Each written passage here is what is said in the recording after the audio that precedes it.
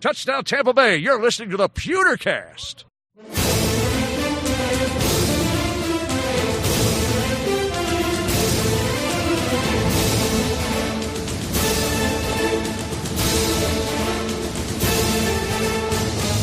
Welcome to the Pewtercast. I am Brent Allen, your host, and I'm joined, as always, by my man, Ren. Dax? Ren? How's it going over there tonight, buddy? Yes, it was. Yes, it was. I was in pain. It was. I felt so bad for you, my friend. I really did. And I've been there before. I could tell, Brent. Can you? Well, since you haven't said a word to me about it, we've been talking to each other for about 2 hours now. You've been saving that little doozy.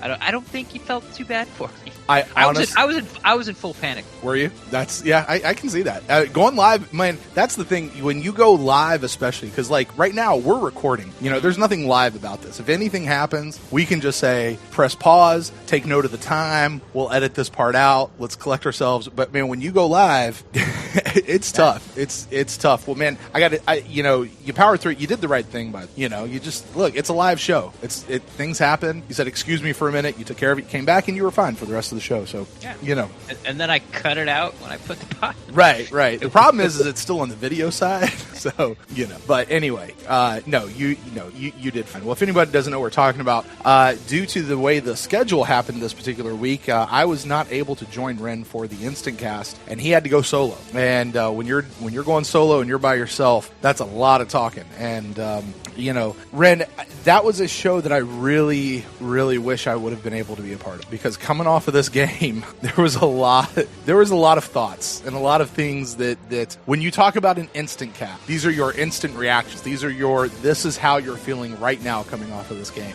There was a lot of that needed to get out, not just for me, for Bucs fans as a whole. But now we're here, and we get to have a couple of days separation. And this is the first Final Thoughts episode of the 2019 season. And I'm excited to be able to get back with you at this. And I'm not really sure how I'm going to feel tonight, because I didn't get the cathartic release of the instant cast. And I'm sure we'll talk about that as we go forward tonight. But first, we've got a guest, because this is what we do with our Final Thought show. We've got a guest. And, the idea of the guest a lot of times is, who is somebody in the building who can give us a clue as to what's happening over there at one. Right. And we've got a good friend of the show.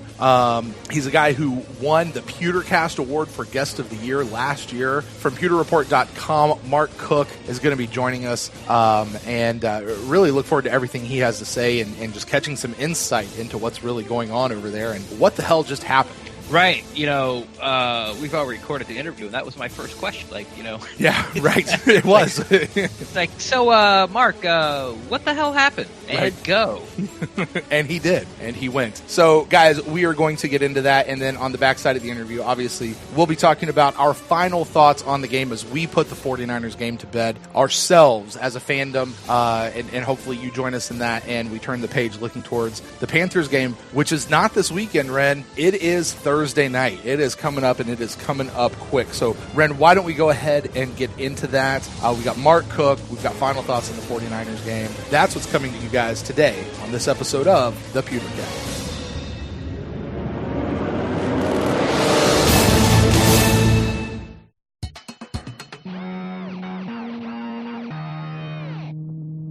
Friends, let me ask you a question. When was the last time you took that special someone out on a date? How expensive was it? The average date night these days costs around $115, and that doesn't even include babysitters for the kids if you need them. Now look, I don't care who you are, that's just plain expensive, especially if you're on a budget. Well, what if I told you that you could have an incredibly fun and unique date night for the next 6 weeks, or even 6 months, for around $30 a night? Well, you can with Hunt a Killer. Hunt a Killer is the murder mystery box that immerses you in an ongoing experience in the comfort of your own home.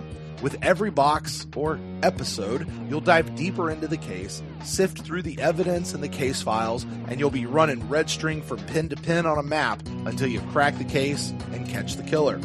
Now, if you've been listening to this show, you know that I've been trying out Hunt a Killer this summer, and I have just caught my first killer. Well, not just me, my wife and me. And I gotta tell you guys, we loved this game. It was so much fun. Not only are we going to be diving into the new series coming out really soon, but this time we're going to be doing it with friends. So I guess that means double dates for me for a while. Listen, guys, this is a great, cost-effective way to spend time with friends and with loved ones working together and having a good time.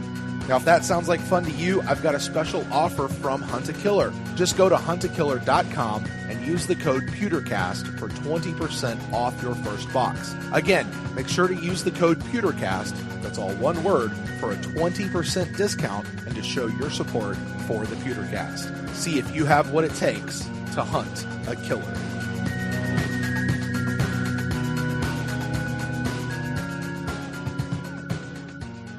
So let's start here, and this is going to be a wide open question, and feel free to take it wherever you want. But what the hell happened? What are you talking about? What happened? What do you mean? Florida State? Yeah, well, I know what happened there. It was a terrible coaching hire, but Yeah, agreed. it was. It was. No, but found a way to hire Dan Mullen. Things would be so much better. Well, I mean, whatever. Let's not talk Florida State football. I mean, it's low hanging fruit at this point. There's no point. Yeah, I agree. What happened? Well, the Buccaneers lost, and I finally have got up the gumption to watch the game. I sit in the press box. You see one view, you don't get any replays, so it's kind of really hard.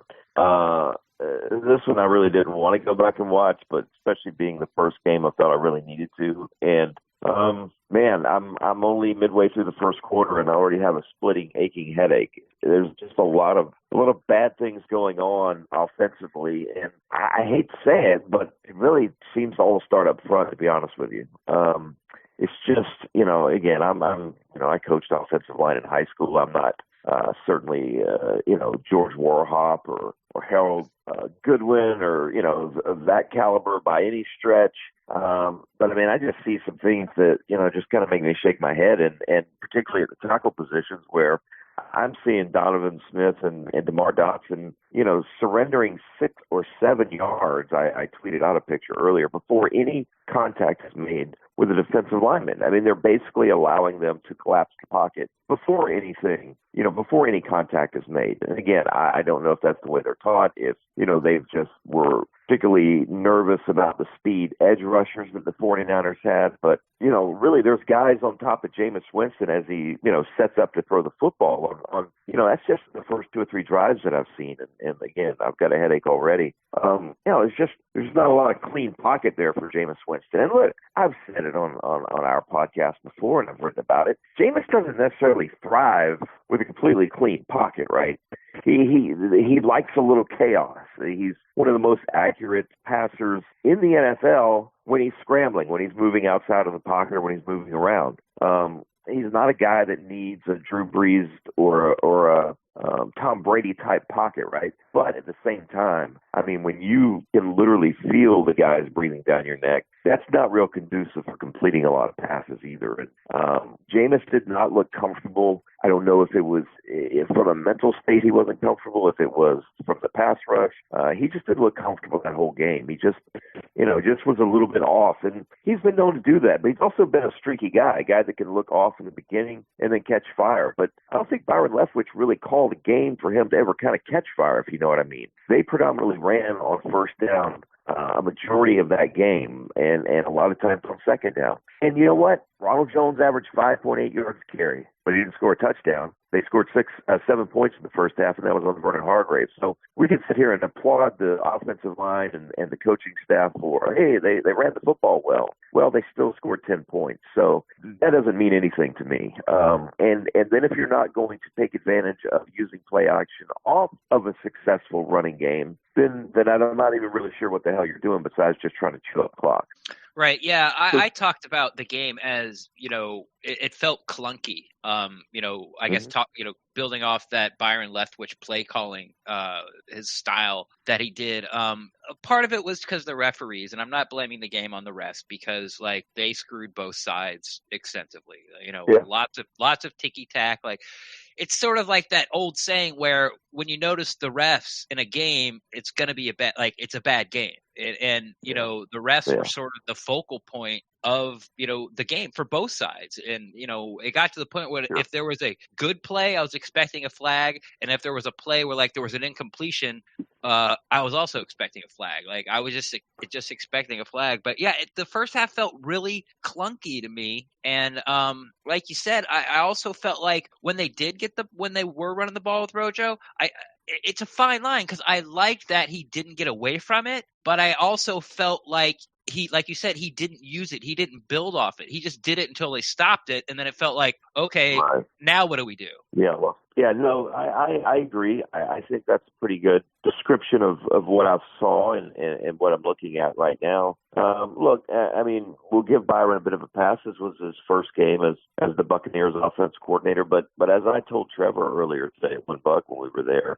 this didn't seem like a Bruce Arians offense. I mean, I didn't think they established any type of identity in this game offensively. Are they trying to be a power rushing team? Are they trying to, I don't know what the identity of this offense is. And we knew what it was with Dirk Cutter and Todd Monken. We knew what it was. I mean, good or bad, you knew what the Buccaneers were going to do when they lined up on Sundays the last few years. I don't know. I don't know what this offense is going to be like. I don't know what the identity is. It looked more of a wide open type offense in training camp, but that's training camp. You know what I mean? And then they played things fairly close to the vest in the preseason. I'll tell you what, though, guys, I'm becoming one of those guys after this performance by the offense. I'm becoming one of these guys that's going to go totally against the way the NFL is going. And I think the starters need to play a hell of a lot more.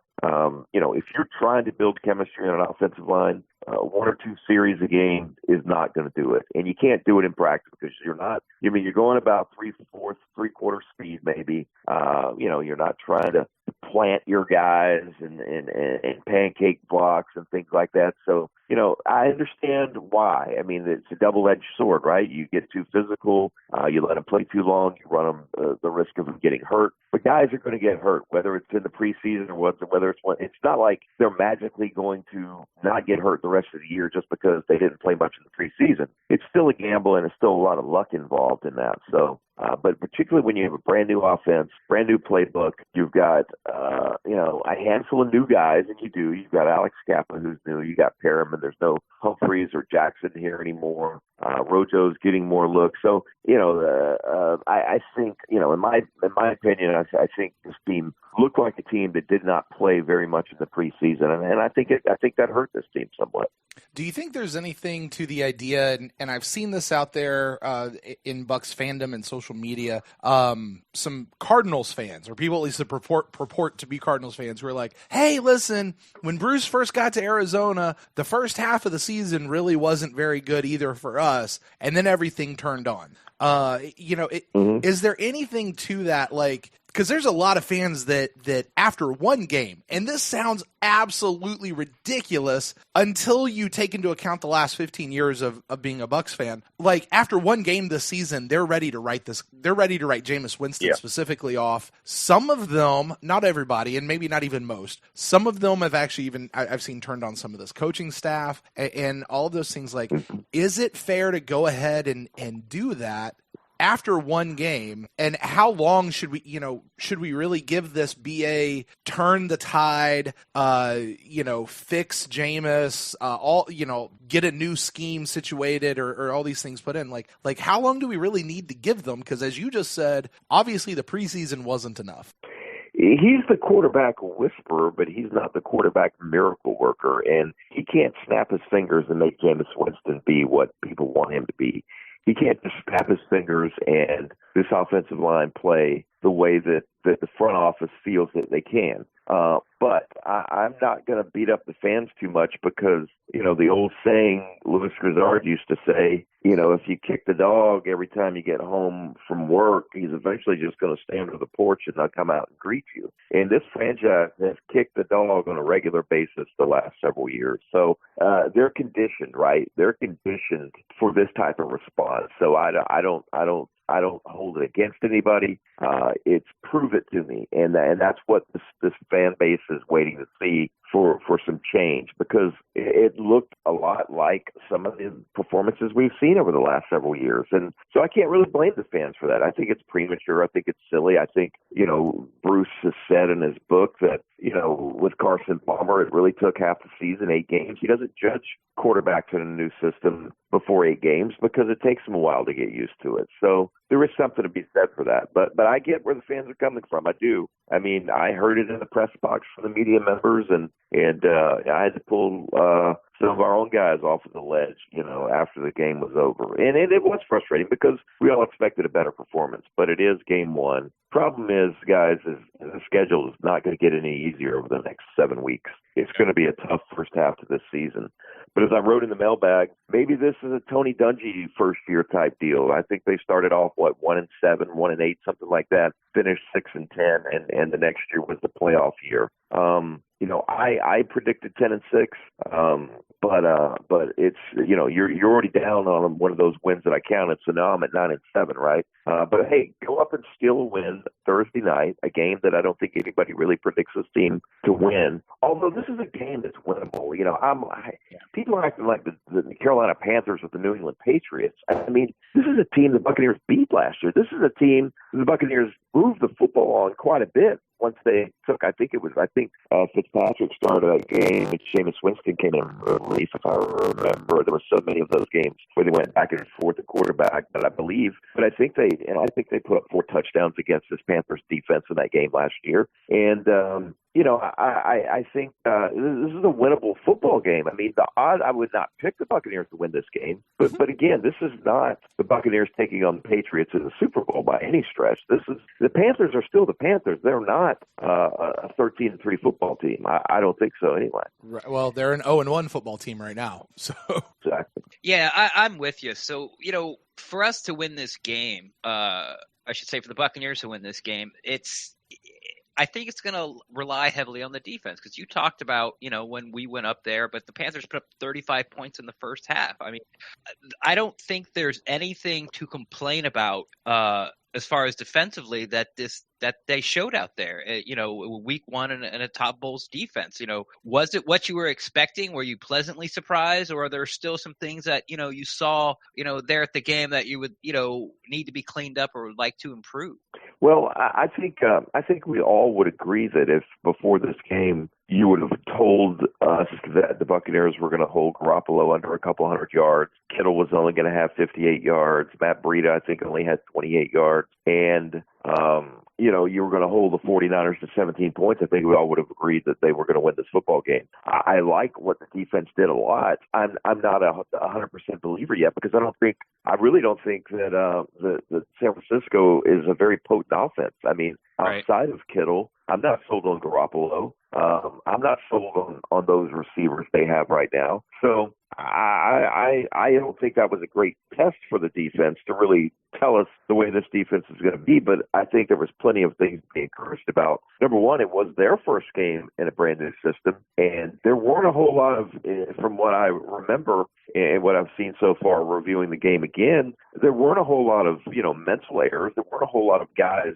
completely out of position. And that's surprising, because we saw Mike Smith's defense in its third year still look like they didn't really know what they were doing at times. And the communication was poor. And let's not forget, this is a rookie linebacker that had the green dot on his helmet who was making the calls defensively and getting guys in position. So there's a lot to be encouraged about by this defense, I think. Yeah, I'm sure, or maybe you don't remember, but yeah, I had a problem with the third year in Mike Smith defense communication, and I actually voiced my opinion to Chris Conte and the gang at a bowling event at one time. I remember. Mm-hmm. That's still talked about. Oh, Mark, for whatever it's worth, we still talk about it too. So. Yeah, talk about uncomfortable, easy.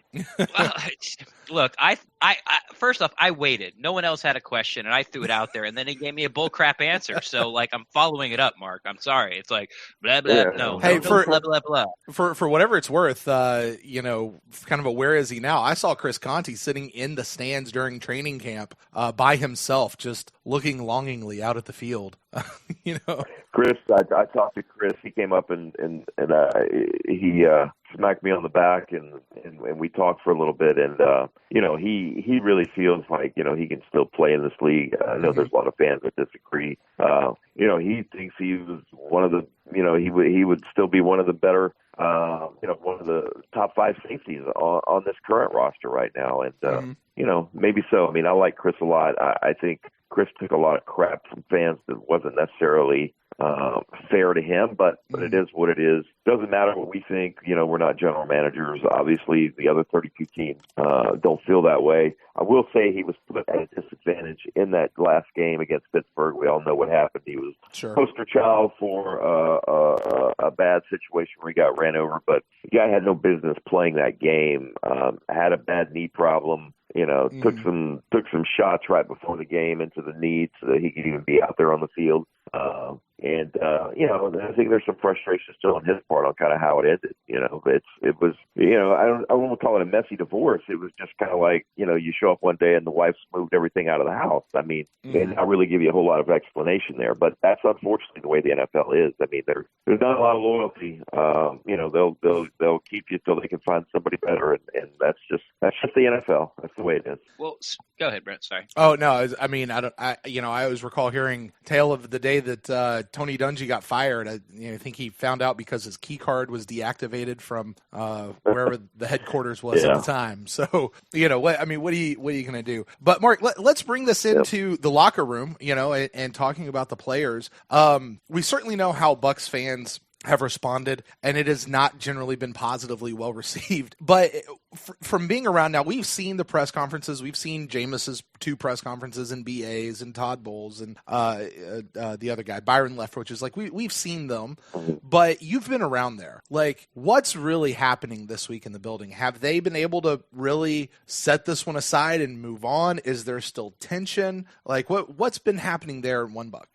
Well, I mean, honestly, you wouldn't really know if you just, joined Planet Earth this week and walked in as a reporter in the Buccaneers locker room. You wouldn't have known that they lost. I mean, It's not like a lot of guys sitting at their lockers down and depressed, but I think that's the way Bruce wants it. And Byron said the same thing today. It's over. You get 24 hours to, and really this week they didn't even get 24 hours because they were back to work Monday morning, getting ready for Carolina. So you can't sit around. You got to be able to just forget about it and move on to the next game. I think it was a little concerning, but there's no panic or anything at all. I thought, Bruce just exudes a confidence, even in his post-game press conference after the game.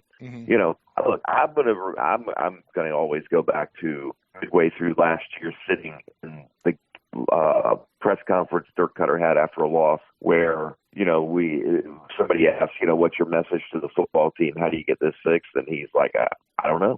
I don't really know what to say. And at that point, you knew it was over for Dirk. You're not ever going to get that from Bruce Arians, and hopefully that rubs off on the players. But still, there's a conditioned mentality of losing inside that locker room that's got to change. And Bruce can try and explain it to them. Until they do it, though, until they start believing in themselves, it's not going to change. I mean, these players, again, Bruce tells them, this isn't my football team, this is your football team. We'll be as good as you want to be. We'll give you the tools, but you've got to go out there and do it. He can't do it. And I really have a lot of faith in this coaching staff that they're going to get these guys prepared and ready for every situation.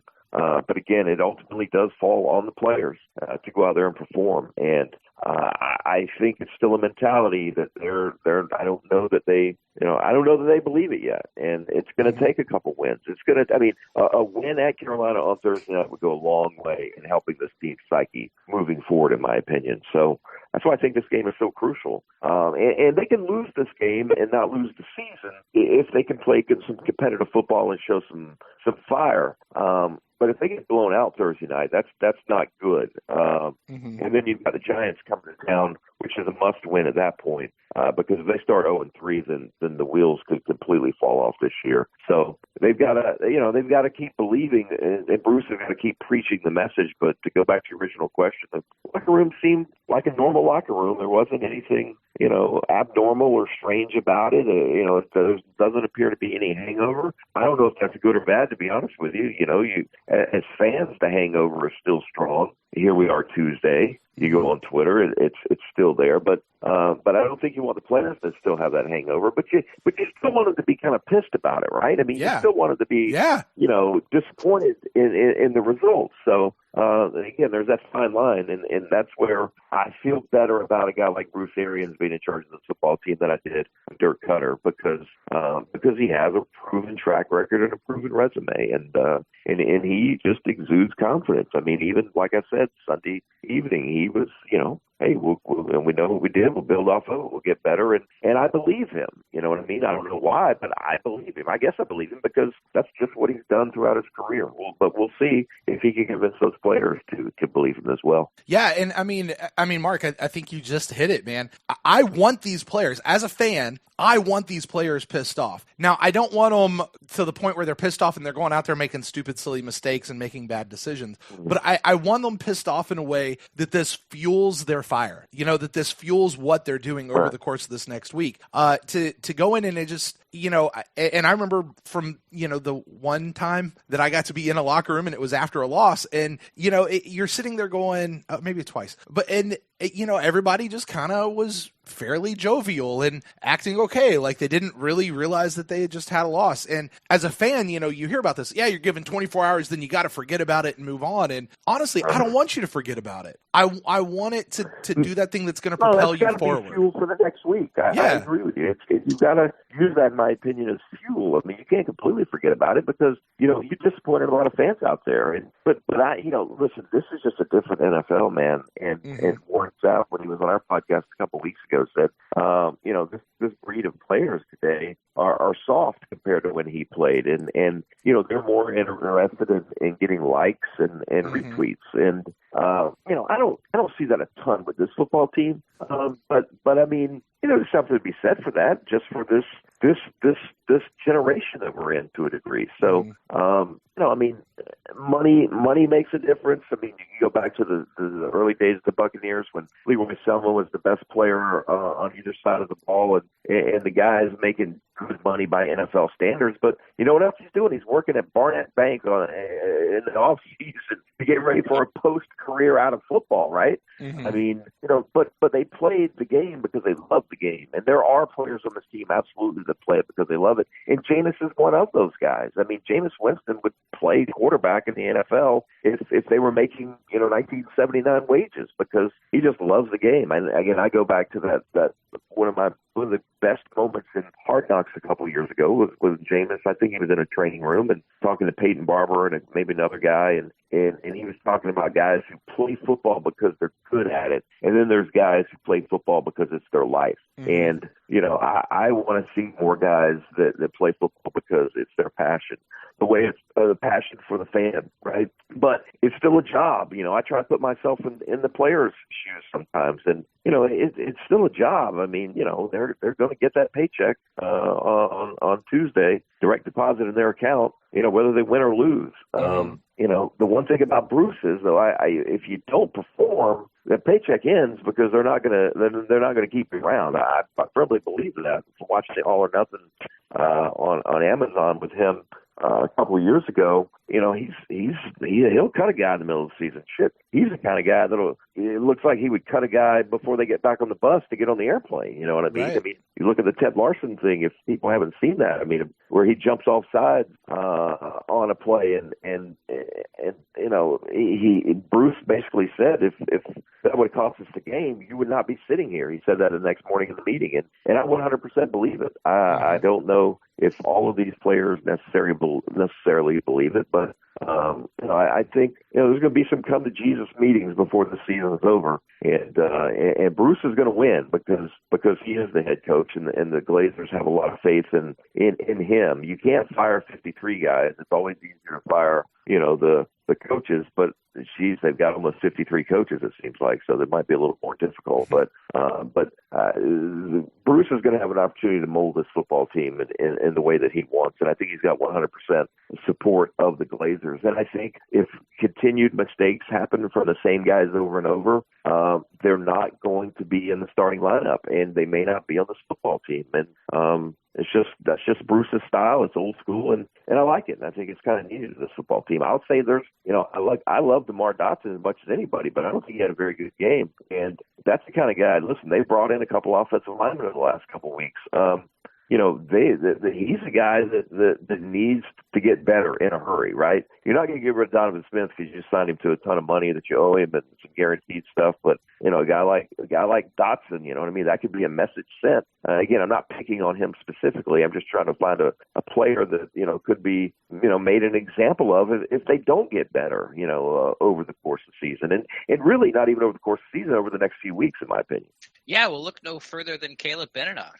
They tried to have him be the first tackle off the bench. They put him at left tackle in training camp. I think he was in a whole grand total of 2 plays before he's on his back staring at the ceiling. So he can't play left tackle. They put him out at right tackle, and everyone loves Dot because he's an affable guy and he's always ready to talk. But you bench, and here we are, 24 hours, 48 hours after week 1, and he doesn't have a job. So, it's going to happen. Like you said, there's going to be some wake-up calls. But let's move on to a little bit of the Panthers game, this Thursday night game coming up. The guy that I'm excited to see, and I think he was fine, and you mentioned a little bit earlier about, a rookie being a captain with the green dot on his head. I mean, I guess the best way to put it is he made all the calls on a defense and only gave up 1 touchdown. So, and I think he was 3rd in the team in tackles, maybe 4th. So he had an okay game. I didn't expect 10 tackles and he didn't burst off the screen, but I don't think you really could ask for anything better.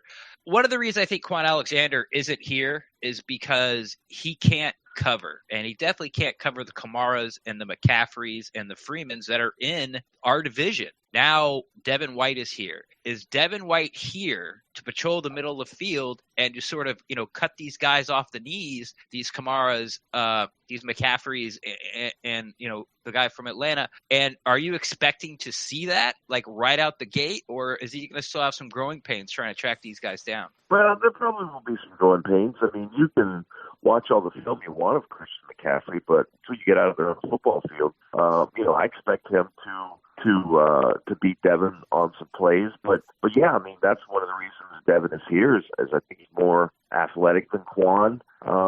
And he's to me, he's more of a react and be in the right spot kind of guy, as opposed to not looking to make the splash play every play like Quan tended to do, which sometimes took him completely out of position at times and was a little undisciplined at times. Devin already, to me, seems more disciplined. And listen, let's not forget, Evan Smith was very ill on Sunday. I mean, I would suspect that if this was game 10, maybe he doesn't even play in that game, but this was his first game, his first opportunity, a home game. He wasn't gonna sit this one out, but tonsillitis, very sick. I mean, had a hard time even eating the week before, swallowing, those kind of things. So, he wasn't 100% by any stretch. And looking at the game, watching it live, and then what I've seen so far, reviewing the game, I haven't seen any glaring mistakes from this guy at all. Now, you would love some more splash plays, right? And I think those things will come. But he seemed to be in the right position at the right time and make the tackles when the tackles presented themselves. And as a rookie middle linebacker and quarterback in a defense, I don't think that's a bad thing. I mean, there were some people, believe it or not, I'll tell you guys this, but Twitter was a buzz with a handful of people that weren't overly impressed with his whopping 5 tackles. But those numbers will increase. I mean, he's not Luke Kuechly yet, and you know what? He's maybe not even Quan Alexander yet, but I think by the end of the year he will be at least, if not better than Quan. And we're not even going to talk about Kuechly right now because he's just such a machine. But we'll see. We'll see how it goes. I thought he played fine. Again, I'm still rewatching the game, but there wasn't anything glaring that I remember. And Bruce was real pleased, and Todd Bowles was pleased with the way he played. What do you the most thing that I found shocking in the San Francisco game, what I feel like number one needs to be fixed in this Panthers game, and you can point to the offensive line, you can point to the turnovers and Jameis, but only having like a handful of targets between Mike Evans and Chris Godwin, like that's not what I expected at all. Have you heard anything like they realize that it's being addressed, or was that the game plan? Like what's going on with that? 'Cause that was shocking. when you emphasize running the football, it's going to take away targets from an offense that we've seen that wasn't able to run this football the last few years. That they're throwing the ball 50 times a game. I mean, the targets are limited. But yeah, I mean, I asked. I don't remember if I asked Bruce or Byron. I can't remember because I'm getting old. But were there guys? I think it was Bruce. Said that the receivers get enough separation, and he goes, they got to do a better job. And look, Mike Evans was sick too. That's a guy that you got to think about the heat index of 111 on a field, and a guy coming off of kind of like a flu bug type deal. I mean, look, I get a sniffle when I'm underneath the blanket in the recliner for a week, whining and crying, right? So I mean, here's a guy that's going out there sick, certainly not 100% either. I'm not making excuses for these guys, but. Right. But they are facts. I mean, he wasn't 100%.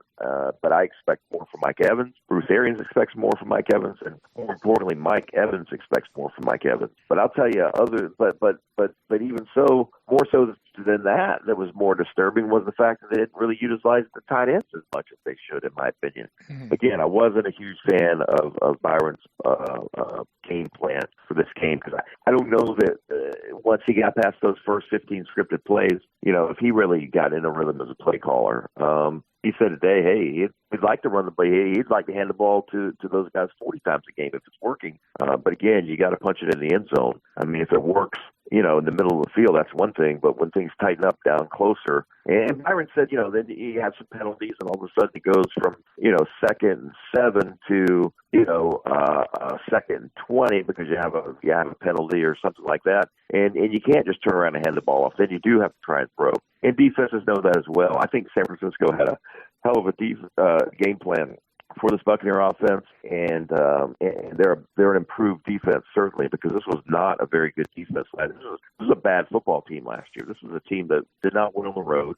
I think they only won 3 games, and they only had like 2 interceptions the entire year, which is mind-boggling. So this was not a real good football team last year, but for whatever reason, they seemed to know what the Buccaneers were going to do. And even when Quan came out of it, and when Quan came out, of course, it was pretty early in the game, but they ran the ball a little bit better. And I do think that the Buccaneers, by running the football, were wearing down the front 4, the front 7 of the 49ers, but then they just got behind, and you got to get away from the run a little bit when that happens too. I don't know. I still want to know what the identity of a Byron Leftwich offense is. And, I'll be eager to see what they do coming out in this game. You got a guy, Cam Brate, again making $6 or $7 million this year, and I think he had 2 receptions for 8 yards or something like that. Now, of course, he had a couple touchdowns called back for some some poor calls, in my opinion, but at the same time, again, O.J. Howard is a Pro Bowl candidate, and Cam Brate, I just don't think they utilize the tight ends nearly as much as they should have. But again, it's easy for me to sit back on a Tuesday night in my chair watching the replay on TV and second guessing these guys. I'll tell you, I'm not joking about my brilliant high school coaching career, which wasn't overly brilliant, but I remember when I was the offensive coordinator of our junior varsity team for the Plant City Raiders, I was amazed at how quick 30 seconds was, right? Mm-hmm. I mean, you make a call, you're trying to look to see where the ball is. Okay, it's over on the left hash mark. You're looking at your play sheet. You're making sure you got the right guys in. And it happens in a hurry, guys. It's not easy. It's not like Jim Leland in the dugout in a baseball game where he could sit there and smoke cigarettes, watching a baseball game. It is bam, bam, bam. And that's only magnified 1,000% when you get in the NFL. So I'm certainly going to cut Byron slack, but I hope that he continues to improve and get better as well. All right, Mark. Well, why don't we wrap up with this? We'll give you, you guys get in. You ask Bruce what his message is to the team, what his message is to Jameis, what those messages are for fans, especially like myself, who I it might be irrational, but I'm still pretty pissed. Even a couple of days later, and I'm usually not like that.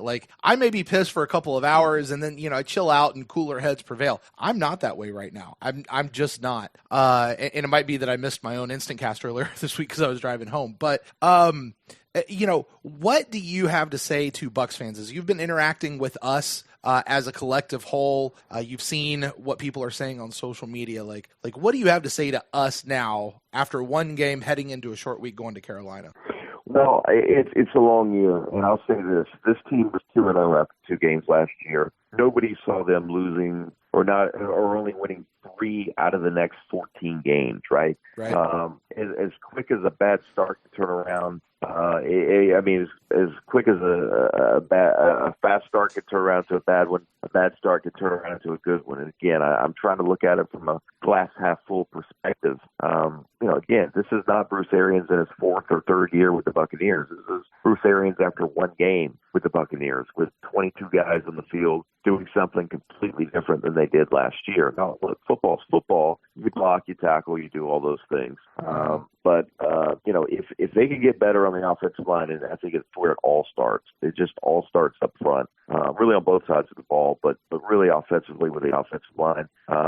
If they can protect the ball, protect the passer a little bit better, I think Jameis will find his groove in this offense. I think Byron Leftwich and Bruce Arians will find their groove in determining what Jameis does best and what these receivers do best. And, I think it's going to get better, not worse.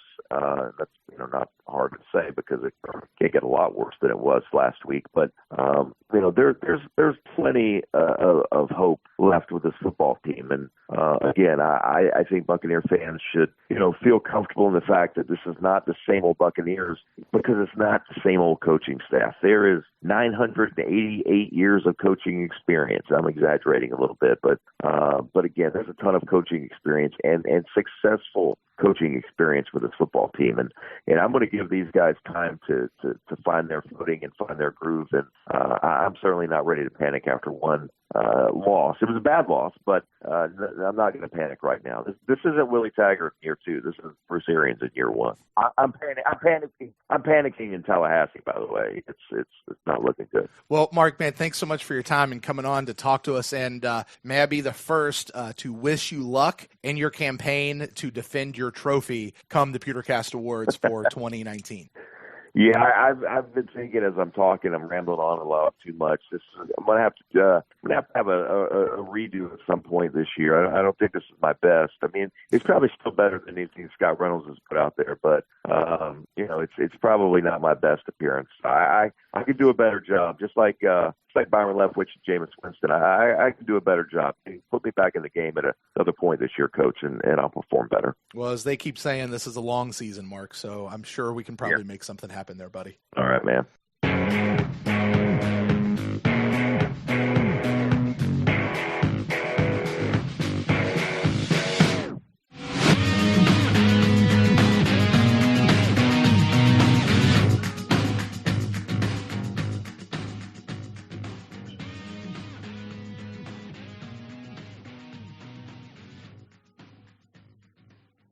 All right, this is the Mark Cook recap and our final thoughts on the game. So let's do this in 3, 2. Welcome back to the Pewtercast. Nope. You're recording? Yep, I am recording. In 3, 2. All right, all right. Well, that was Mark Cook of PewterReport.com, Ren. Really good to get him back on the show, and Mark's just a great guy to talk to.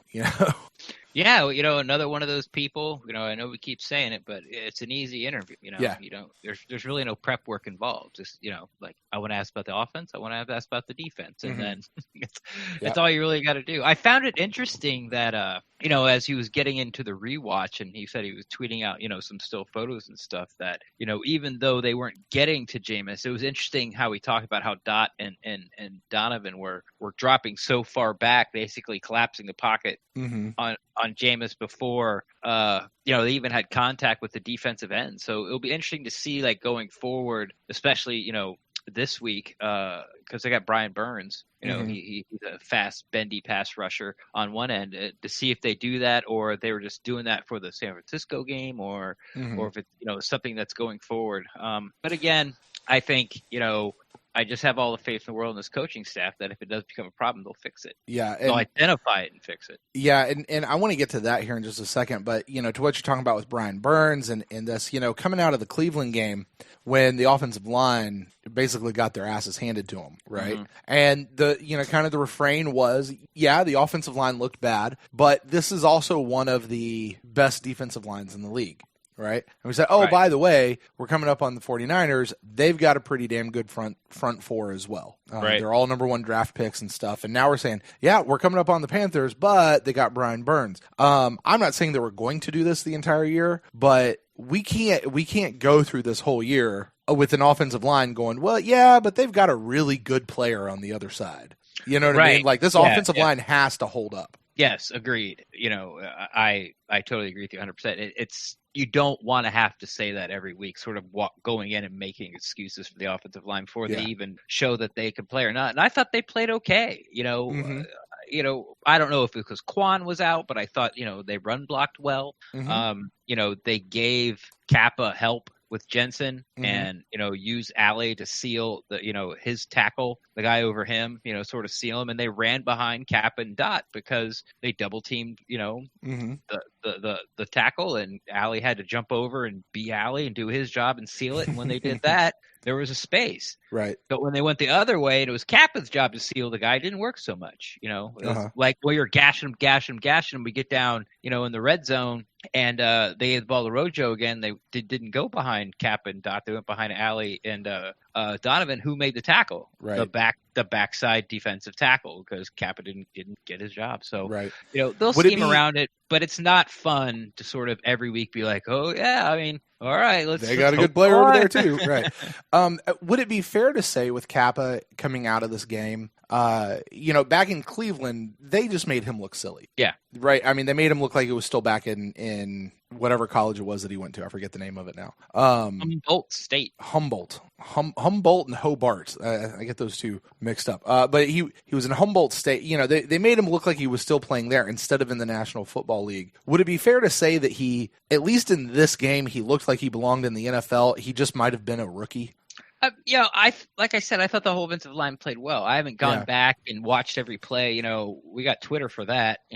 Right, right. There are friends. Bucks, the real Bucks Talk guys, and Stephen Che, and a couple other people who've jumped into that game now. Now apparently Mark Cook. And I'm just not really a fan of just taking a still shot, and being like, what the hell happened here? Or look at, it doesn't paint the whole picture, right? Type of deal. And you'll never get the whole picture because you don't know what the play call was. And if you're not a Donovan Smith fan, you're going to tweet out the 3 plays he got beat, but you're not going to tweet out, the 25, 30 plays where he did his job. Right. So it's sort of a double-edged sword there. I like it, but you got to sort of take it with a grain of salt when you see those things. Sure. So you were saying something earlier about, I forget exactly what you were saying, but I've been waiting to come talk. And I referenced it when we were talking with Mark Cook. And Ren, I got to tell you, as we look to recap this game, not recap the game because that's not what we do anymore, but we kind of issue our final thoughts. Right. For those of you who are just joining us this season, kind of the flow of the week that we do the instant cast after the games, and that's where we give our immediate thoughts. Emotions are still running high. You're either really up or really down. There's not a lot of we don't hold ourselves to logical thinking so much in that show. Like, we try to be logical about it, right? But we're not. It's okay to let your emotions of the game go out. This is really the show where we're supposed to have a couple of days to have cooled off. Maybe you get to watch some game film if it came out in time. Maybe you've had a chance to think about it, replay the game in your mind, or just watch the game again from DVR or whatever. But we talk about it with cooler heads. Right. I'm not there yet in my week. Okay. And I don't know that a lot of Bucks fans are. Like as I survey the landscape out there of Bucks social media and various things, I feel like a lot of Bucks fans are still very much on edge from this past week. It couldn't have happened. Like, we couldn't have lost the game in a worse way. Right. Like, there's no worse way to have lost the game. Now, if we'll pick up the game, 2 minutes, 15 seconds left, we're on our own 25. We have one timeout in the 2-minute warning, and we need a touchdown to win the game. Right. And this is Jameis's chance to come out and do it, right? Yeah. And even if he doesn't do it, it just can't be his fault because of a stupid decision. Right. Let alone a pick six. I think people would have freaked out just about as probably not. Like, if they go down and score a touchdown, Matt Gay misses the extra point, we lose. Like, people would have been mad. Oh, here we go, kicker. But it wouldn't have been to this how bad it was for Jameis, because we've heard all of it. Like, Bruce Arians here to fix Jameis. Like, you got to quit making these stupid mistakes. That's what's holding him back. And, the start of year 5, and you see this play, and you're like, what the actual F just happened? Like, how? Like, it couldn't have gone worse for Jameis Winston. It could have been his crowning moment where it's like, okay, Bruce has fixed it. Let's go. We're ready to roll. Or even like he drives down the field, or somebody drops a pass, or it's like 4th and 12 and they're just on the other side. They're not quite in gay field goal range, or actually they can't. So they're not in the end zone. Right. And it's 4th and 12 and Donovan Smith lets, Nick Bosa go and Jameis gets sacked at the end of the game. Like, all of that would have been better than Jameis being under duress, throwing a stupid pass that gets picked off to end the game. And that's why I think everyone's still sort of like upset and freaked out, because that's the one thing that could not happen in that game. And it did. I mean, it's the one thing that, the phrase I keep seeing a lot this week is, I can't keep defending him anymore. Right. We can't keep defending him anymore. And that's the thing that people have been defending Jameis from, for those who are defending him. And I'm at that point right now, Ren, where like I really understand. Like, there's the fan side of me that is going, you know what? I mean, this is his 5th year. Now, I know that every year he's gotten better. He's cleaned up some stuff. He'll every once in a while have a weird game like this, but then he bounces back. And, when you compare his numbers to other numbers, it really isn't as bad as what those guys look. And every interception has a story, and, only so many are his fault. Yeah, some are his fault. We got to give it to him. He's not perfect, but no quarterback's perfect, right? So, we keep doing this and we keep going round and round and round and round and round about it. Look, at the end of the day, these are interceptions and fumbles and things that are getting credited to him. And at the end of the day, we're getting losses, and they're continuing to wrap up. And this is his 5th year. And I am saying this right now in this moment. As I sit right now, my confidence in Jameis is at an all-time low. Yeah. It just, like, I don't know that I trust. I just don't trust Jameis anymore right now. As a fan, that's where I am. Nor should you. Yeah. Right. Like, he's giving you no ammo to defend him with. Right. And, I mean, we reached the spot with Cutter last year where we just said, okay, I'm off the train. I'm out. Now, I'm not ready to say that with Jameis. I will say Jameis still can fix this. He can still redeem himself and come back, and it's going to depend on how he responds. But as you just said, Ren, the analytical side of me, right, the spot that is actually like thinking about this goes, okay, it is dumb to write this off after one game, after his first game in a new system with a new head coach where he's actually gotten to play some real football. And as Mark just pointed out to us, by the way, he really didn't play a lot in preseason. Yeah, he got all these reps in camp and he didn't really need more than that, but he didn't get to play. He didn't get to do the live game practice much in preseason. This is the first time he's really getting that. And to go out and say, well, he had a bad game, so we're going to write him off and he's done. The Bruce Arians experiment is over. Cut him. Just bring in Ryan Griffin, tank for Tua, whatever. Like, that is ridiculous. And that is dumb. And nobody needs to be saying that. And we look and we go, Bruce Arians saying, yeah, we wait until at least week 8 before we judge these guys. We hear people from Arizona say, hey, we went through the same thing. Just sit back and wait, trust the system, let the process go. We've got to allow Bruce Arians and his system to work and to come in play. Like I find these two realities butting heads against each other within me. Yeah. I'm mad at him, I'm pissed off, but I know it's stupid because it's really just his first game. But he's been doing this for 5 years, my God, and I can't do this anymore. I don't trust him anymore, but I do still trust B.A. Mm-hmm. My confidence is more in B.A. than it is in Jameis. And Jameis can get that confidence back if if B.A. can do his job, I guess. But I don't know how long I don't know how long, me personally, I certainly don't know how long Bucs fans as a whole before this really begins to really boil over. And I don't know what we would do about it, honestly, besides get on social media and rant and complain and do it on podcasts. Maybe people would start buying bill. I don't know. Anyway, I'm in a weird spot with it, Ren. I'm in a weird spot with Jameis Winston particularly. And I know it wasn't all his fault, but it wasn't. Yeah, exactly. Both can be true.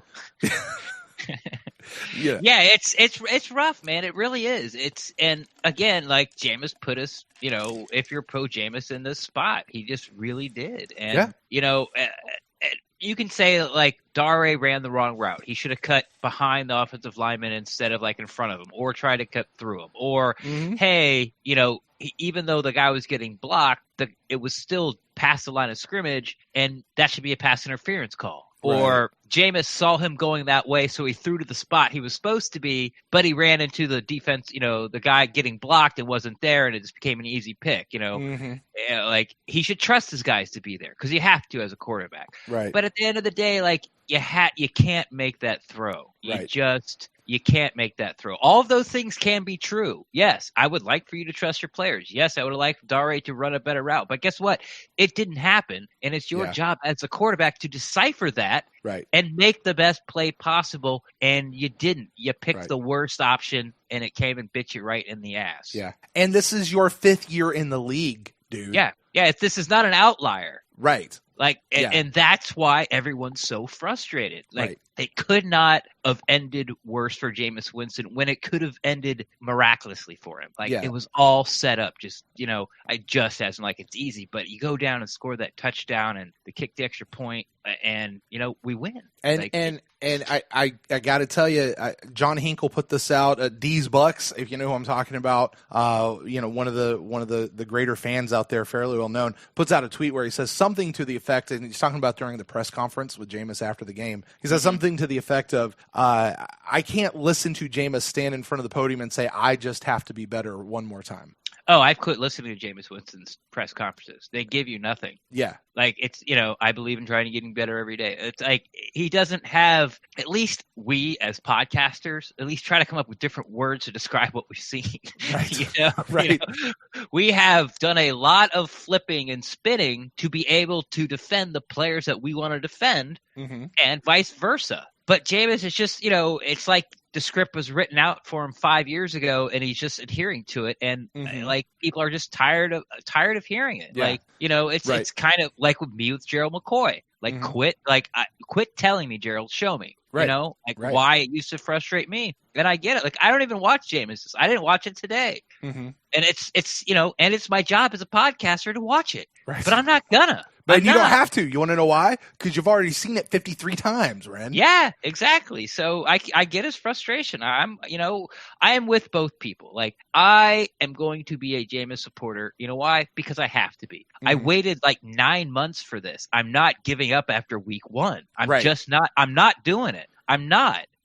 But it is also true that I'm very frustrated. Yeah, Did you see the picture that I put out? I don't know who made it, but it's some old guy like sitting on a bench who's all pissed off, and it's raining and everything's gloom, and there's the Buccaneers flag sitting on the bench next to him, and he's holding an umbrella over the Buccaneers flag while he's getting rained on. Yeah, and the caption read something about like, just because I'm pissed doesn't mean I don't care anymore. Yeah, or something like that. And it was such the perfect like picture, I think, to encapsulate where I am. Yeah. Like, I'm pissed, I'm brooding, I'm mad.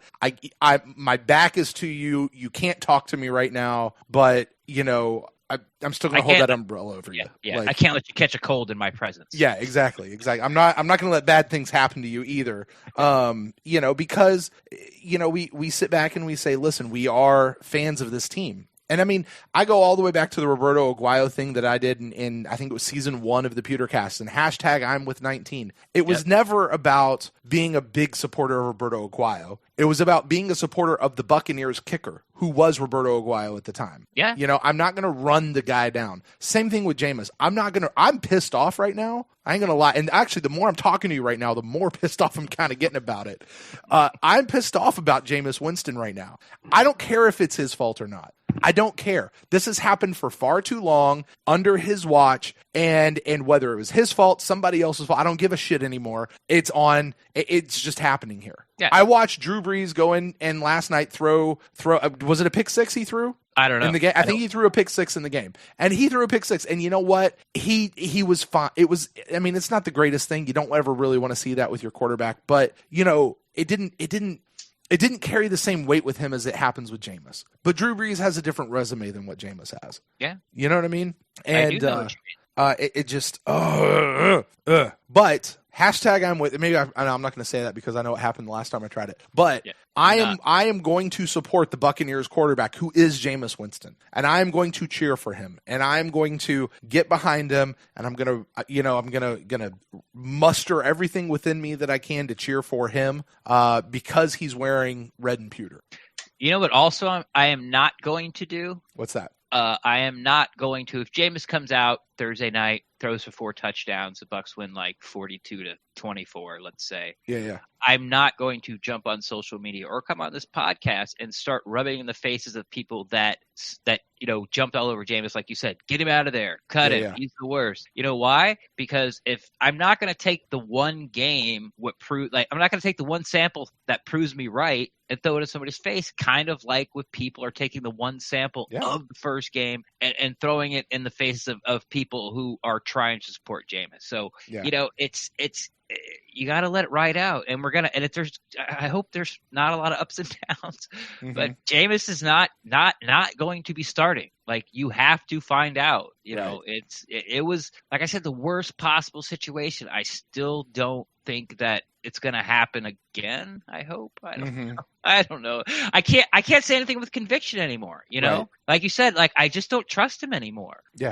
I don't think he's a bad person. I don't think he's a bad quarterback. Yep. But it's like with the kicker before we got Gay. It didn't matter who it was. Like, I was on the edge of my seat every time we kicked the ball. It doesn't matter if it's an extra point, a 30-yarder, or a 40. It didn't matter. Sure. Because I've had so much. I've watched these people miss time after time after time, and now I'm to that point with Jameis. Pressure's on. Crank up the heat. Inside, I won't say it out loud. Inside, I'm waiting to watch him implode and lose the game, bro. Right. And the only thing that's going to fix that is going to be a lot of repeated games, game after game after game. It's going to build. It's going to be more than one game. It's going to be more than 2 games. It's going to need to be more than a season, to be quite honest. An 8-game streak certainly would go a long way. I'm just saying a half a season. If you go 8-1. No. I didn't say 8-1. No. It's an 8-game streak. No, but I didn't finish that statement. Of Jameis actually playing like really good, really smart football. I mean, not losing the game for us. Exactly. It doesn't mean mistake-free. I'm not talking mistake-free, but I'm talking like we need to see Jameis play better, and we need to see not critical errors happen from his position at critical times of the game. Yeah. I was going to say, basically what you're saying is, like, the next time the Bucs lose, if that ever happens, and you sort of go down your mental checklist of why you lost the game, Jameis cannot be on that list. Exactly. Yeah. Exactly. Like, we had to have lost in spite of Jameis. Right. You know what I mean? And that's just where it's going to be, because you're absolutely right. To turn around and get one game in and go, oh, he's fixed, everything's great, and declare ding dong, the witch is dead. We're going to the Super Bowl. That is just as much of an extreme reaction as what we're seeing happen right now. Yeah. Except for what we're seeing right now has the last 4-ish years behind it. Yeah, but he doesn't do it every game. He doesn't do it every game. So it's not half 4-ish years, but there's enough games where you go, come on, man. Like, yeah. But what are we also looking at? You got 2 and 6. What are we looking at? 2-14, 6-10. No, 2-14 was year we got him. So what are we looking at? 6-10, 9-7, 5-11, 5-11. Yeah. Are his records. And yikes. All right, Ren, let's get off Jameis Winston. I honestly, I can't talk about him anymore right now. As you've had a chance to sit back and think about the rest of the team and the rest of things play, I don't know if you've actually got your mind off of Jameis and looked at the rest of the team. Defense, I think the more I look at it, the more I really like what I saw out of the defense. Really? This past game, I don't think that it was as, because I know we'll get there. Because I saw someone go on Instagram Or was it Periscope? Or just Twitter. So, yeah, but when you hit Twitter Live, it goes through Periscope. Okay. Yeah, so we'll go on Periscope and give a 2-minute speech about the game and talk about how the defense disappointed you and you saw tendencies that you didn't like. After the game you watched, where the defense gave up 1 touchdown, less than less than 100 yards rushing, less than 200 yards passing. Right. And you go on and say, I don't like what I saw from the defense. If I said that, then I misspoke, I think. Now, I did say at one point, I just watched the defense give up. Yeah. Okay. What are you now, talking what about? that was, and I don't know if they showed this on TV. All right. And again, this may have been more of the knee-jerk fan, my own frustration boiling over. But I think it was after the pick 6 or something like that. They went in. Did they do like a 2-point conversion or something? Oh yeah. Yeah, it was. They went up. They did the 2-point conversion to go up by. I don't know. I don't remember. Yeah, whatever. It was that specific moment in time. I don't mean that they gave up on the entire, for the entire game, or that they just kind of gave up and let the 49ers roll them. I'm in this particular moment, in this particular play, watching the defense come off the field after they got that 2-point conversion. Like they were throwing their hands up in the air, just kind of doing the man, whatever. This game's lost. Like you could watch them as they're coming off the field and go, that's not okay. Like their own frustrations kind of boiled over at that point. And that's what I meant when I say I just watched them give up. Like they just kind of let that one happen. Now, granted, it was on the other side of the field from where I was sitting, and again, that might have been more me, but that's what I meant. I was talking about that one specific moment in time, not necessarily the entire defense. But again, in a final thought show, when we have time to sit back and think about it, right? I do think I generally like what I saw out of the defense, although outside of Vernon Hargreaves' pick 6, there wasn't a whole lot that was super flashy about it. Okay. You know what I mean? Like, why does it have to be super flashy? Well, you said it was going to be a whole lot of fun to watch, right? I think giving up, what do they give up? 13 points, 16 points, something like that. Yeah. Yeah, I think that's fun to watch. Right, but I mean, there wasn't so there's the Vernon Hargreaves pick 6, but there wasn't a whole lot of other interceptions or major sacks or interception return for a touchdown, forced fumble in the red zone, recovered, only gave up 1 touchdown. It wasn't flashy enough for me. What are you talking about? Exactly. I again, Ren, I'm telling you. Okay, maybe I see. Maybe I'm just still so colored by the other thing. And granted, I unlike Mark Cook have not had a chance to sit down and rewatch the game yet, just because of life. But I like overall, I generally like what I saw out of the defense. I feel like you're pretty good with what happened with the defense. I am. I would have liked to see more pressure, but I think that the 49ers came in there, lots of bootlegs, mixed directions, throwbacks, lots of plays trying to get the defense to go one way. Mm-hmm. And then going back the other way with the play, or a lot of backside throws, a lot of backside runs, rollouts, and things like that. Like I said, and they were designed to slow down the pass rush. And I guess you can say that it worked because there was only 1 sack. But once again, I know I keep saying it, but you only give up 1 touchdown. It didn't work. Like, it's like the other team gets paid too, and especially what we watched last year, in the past 2 years, or past 3 years. Like, that's why I'm so stunned when you just watch the game. You just watch Jameis Winston throw away the game, his fault or not, and you go on Periscope and go, the defense gave up. I'm like, what? Are you, and then here we are days later, like, it wasn't flashy enough for me. Like, it's like, do you want me to be wrong? Was that it? Like, because I said it's going to be a lot of fun to watch and it just wasn't fun enough for you? That one I don't want you to be wrong on. No, but okay. But seriously, like, I don't know. I had dreams of sugar plum fairies dancing through my head and 6 sacks in a game and, just domination is really now. That's coming. Do what? It's coming. Sure. And that said, everything that you just talked about is right, and that's why I sit back and I say, yeah, I think I liked him more. There wasn't much that's going to make a big highlight reel, though. I mean, Devin White. Granted, it's not an argument. Do what? It's not an argument. Okay, fine. I said I liked what the defense did. What more do you want? And then you followed up by, but there wasn't highlight reel stuff. Yeah. Okay, Devin White, great. He had tonsillitis. Maybe probably shouldn't have been playing, but I know there's no way he's not going to play in that game. I got to be honest. I expected more out of our first round draft pick than what. No, seriously, come back on that. Okay. Because you're laughing at me right now. But no, listen, Bucs fans who are listening to my voice, from what you've seen in Devin White throughout the from what you've seen in Devin White throughout the preseason, I'm not talking about practices. Maybe go ahead and throw in practices. You saw things that we didn't. Okay. Yep. From what you've seen out of Devin White as a player in practice, in preseason games, and after one game. Okay. Does that match the hype of what Devin White was as a draft pick?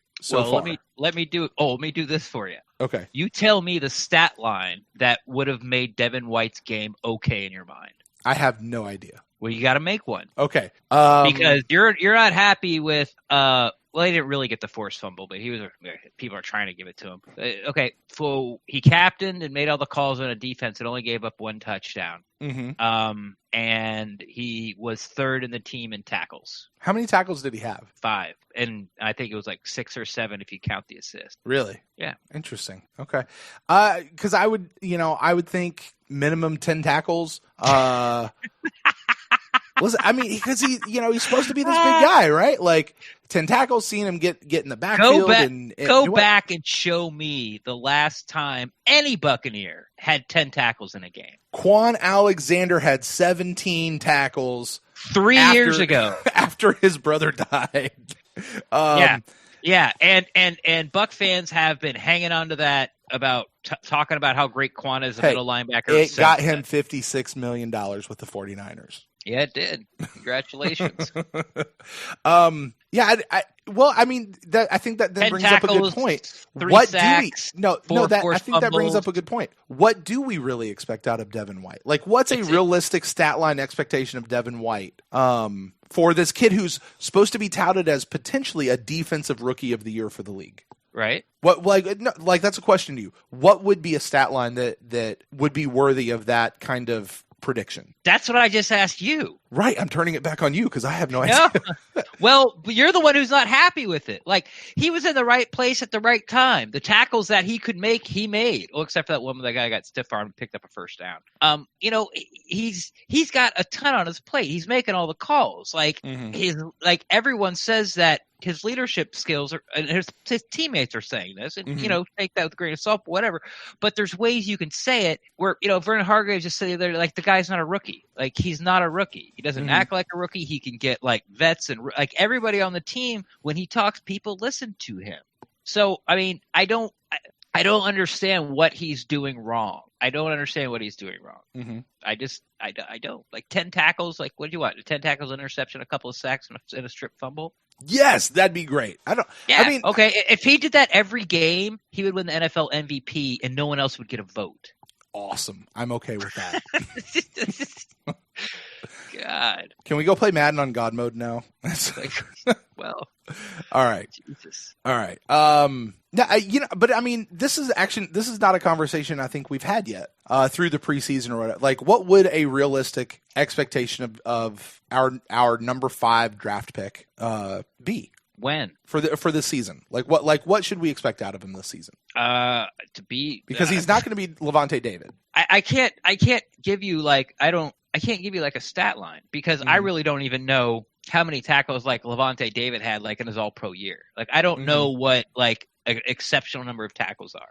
And then you want to throw in the sacks and you want to throw in, forced fumbles and pass breakups and all that kind of stuff. So I really can't give you a end of your stat line where it's like, if he hits these numbers, I will be satisfied as a Bucs fan. Like, this is a slow burn for this guy. Like,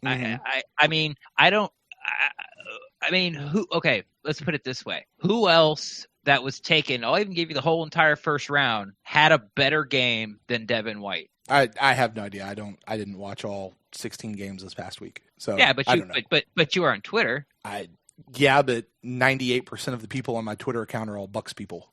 Yeah, mine too. You know. But you still follow like Rappaport and all those people, right? Yeah, I don't know. Like, I don't. Have you seen anybody talk about any rookie? I mean, here's what I know I have seen. The guy that was still Josh Allen, the Kentucky guy. Mm-hmm.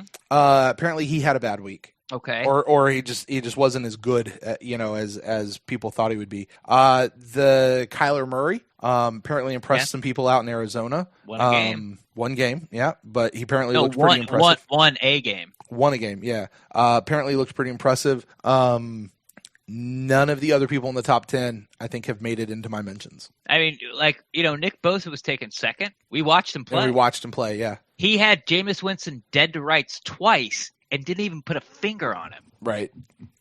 Yeah.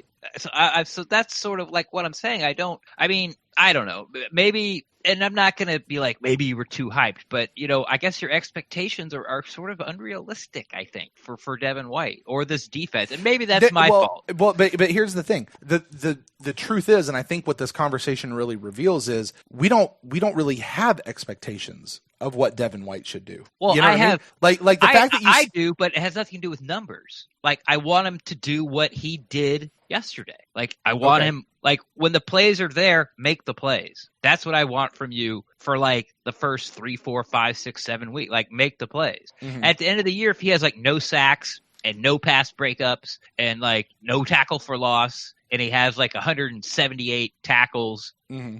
I'm going to be like, wait a minute. Like, I could find you a guy who can tackle. Like, put in Devontae Bond. Like, he can tackle. Mm-hmm. But, you're going to need these other things to sort of justify the pick and give you hope. Like, okay, now I see what you have in him. But as like going to the Carolina game, I'm not like, okay, I need a sack. I need 8, tackles, 3 for loss, and a strip fumble, or I'm not going to be happy the way he played. Like, it's just I don't get it. And I of course I'm being facetious getting into certain numbers like that. But I think this really still brings up a good point of I don't know exactly what a good expectation is for this new middle linebacker, especially when you consider, as you've brought up, Ren, all the other things he's doing. That won't hit a stat line, like with the green dot and he's leading the men and getting everybody. Like, none of that's going to show up on a stat line, right? Mm-mm. None of that's going to show up in a highlight reel. None of that's going to show up, really anywhere else. So, all of that might be fair. Again, I go back to overall defense. I thought, the more I think about it, the more I liked what I saw out of the defense as a whole. And that's what I'm saying now. Did you have fun watching him? I know the answer's no. I can't. No, here's the thing. I did not have fun watching this game. No, the refs really screwed it up. I thought the same thing. Watching at home, I'm like, this game isn't even fun to watch because the refs won't get out of the way. No, it was not like we're going into the game and we're there at $1 and okay, yeah, there's tailgates going on, and then okay, there's this stupid Tim McGraw concert. And listen, if you like Tim McGraw, great. I'm sure you enjoyed it. It was whatever. And then they come out and they do their warm-ups. And I mean, it was like the day just never ended. You're like, just kick off the damn ball. Get to 425 and I don't care about the national anthem right now. Sorry to everybody. I'm not trying to be unpatriotic when I say that. I don't care about the flyover. I don't care about the cheerleaders. I don't care about introducing the starting lineup. Just kick the damn ball and let's go. You know what I mean? Oh yeah. Like that's all I care. And then I'm in the middle of this game and finally it's here and the game's going and I'm just like, my God, this game seems to be taking forever. Yeah. It was hard to watch, man. And what frustrated me too was these weren't like egregious calls that had to be made. Right. They were really ticky-tacky on both sides. Again, it was both sides got screwed on that. And it was just like, it's like they made it, I don't want to say unwatchable because, of course, I watched it and I enjoyed it up until around 2:10 of the fourth quarter.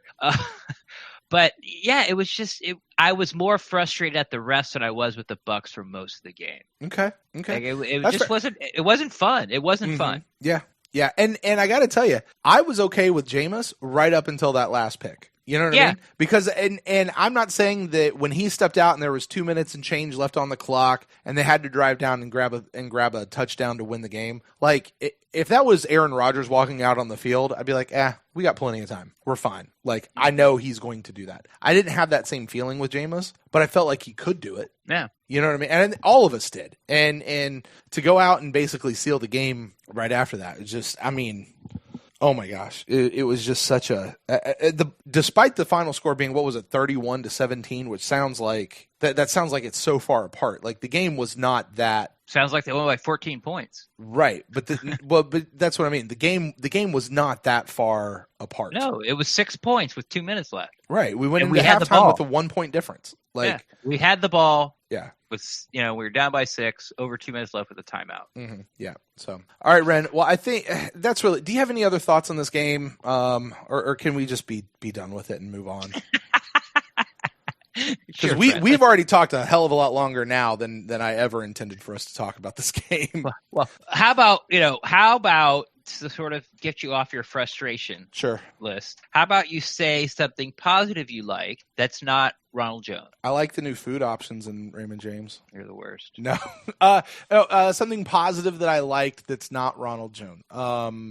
I liked that the Jameis Winston Cam Brate connection still seemed to be there. That was nice. You know what I mean? That would have been the best catch in the NFL year so far, and maybe hold up through a couple of weeks. Yeah, the second one with the toe tap. Sure. I mean, that was and like Jameis escaped, and then had someone barreling down on him, and he puts the ball exactly where it needs to be. Right. The only person who can get it is Cam. Cam does his Cam thing, which is catch the ball. Right. And then who's not really known for like a nimble guy. I mean, he's athletic. He's in the National Football League, but he's not, ultra athletic. Right. And, when he got those toes down, the ref was right there looking at him. Like there was no doubt that he was in. And then, we know what DeMar Dotson was holding, apparently. Yeah.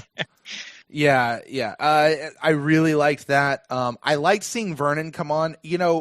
The thing about Vernon is he got a bad rep for about a half a season a couple of years ago, like a really bad rep for half season. And then he spent the last season and a half injured. Yeah. Like unable to play. And we've seen him come out, have a really good camp, have a really good preseason, was playing a really good game here, and then he gets injured and gets sidelined. And he's never had a chance to really redeem himself from effectively a half season of a really bad, half season.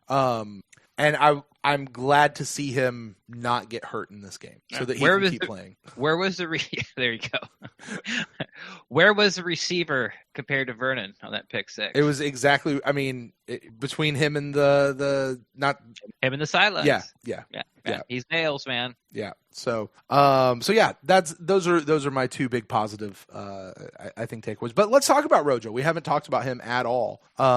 Peyton let's talk about Peyton Barber first of all. Peyton Barber seemed to underwhelm a little bit. I mean, he still clipped off 4 carry. Yeah, you really can't. Sort of, you look at his production, you kind of like, well, why am I disappointed in it? But the one thing about Peyton Barber that always made him Peyton Barber was he got you what was there. Mm-hmm. And then the next year he got you what was there and like 2 yards more. Right. And he didn't do that at all Sunday. He looked hesitant and, he felt like he was chopping his feet and he wasn't, putting his head down and trying basically to get what's there. He looked like he was trying to make the one move to break it open. It wasn't, his numbers were fine at the end of the day, but it just wasn't Peyton Barber. It just wasn't what we know Peyton Barber to be. It didn't look like that guy who's going to go out and sign a big major contract with another team at the end of the year. No, it did not. Right. No, it did not. Right. So Peyton Barber there, but Ronald Jones, I mean, I think everybody's like, oh, Ronald Jones, they're on the other side of the pendulum with Ronald Jones than they are with Jameis. Like, oh, he's fixed. He's out. He's back. This is the Ronald Jones we all expected. And, he had a pretty good game, but I mean, did he break off any 20-plus yard runs? Not enough highlight reels. Did he put anything in the end zone? I mean, no, but yeah, he had a good game. I need to see more out of Ronald Jones before I buy into the hype with him. Yeah, but it's a good start. It's a good start. You're right. Absolutely good start. So, all right, Ren, you got anything else as far as final thoughts on this game today? It's going to be a lot of fun watching this Todd Bowles. And why don't you tell the folks where they can find you on the internet? Well, when you're not dreaming of sugar plums and fairies, you can find me on Twitter at Rendax, REN_DAXT. I'm always down to talk Buccaneers football, but if you don't want to put your thoughts out there in the Twitter sphere, feel free to DM me and we can talk Buccaneers football there as well too. Well, if you guys want to get in touch with me, you can find me at Brent Allen Live across all the social medias. And if you want to get in touch with the show about anything that we have said, if you continue to have thoughts on Jameis or the defense or any part of this team, you can email us to thepewtercast@gmail.com. Find us on Twitter at thepewtercast and on Facebook as well. Coming up next, guys, the next episode is going to be a fan interaction show. We've got lots of emails that have come in so far this week. So, Ren, we're going to get those. We're going to get to those on our next show that'll be releasing shortly after this one. We're on a short week here with the game on Thursday night, so we'll make sure that we get those out. But guys, listen. Like the players have done, we as fans, I think, we got to put this 49ers game to bed and move on and go forward. And we're going to do this together. The Instant Cast is back in full form this Thursday night. Immediately following the game, Ren and I will be going live on YouTube. We will be taking your phone calls, provided all the technology works, which it should, because it worked tonight for us earlier. But yeah, we'll be doing all that, so you guys be on the lookout for that. And until then, we'll close the show out as always. Go Bucks.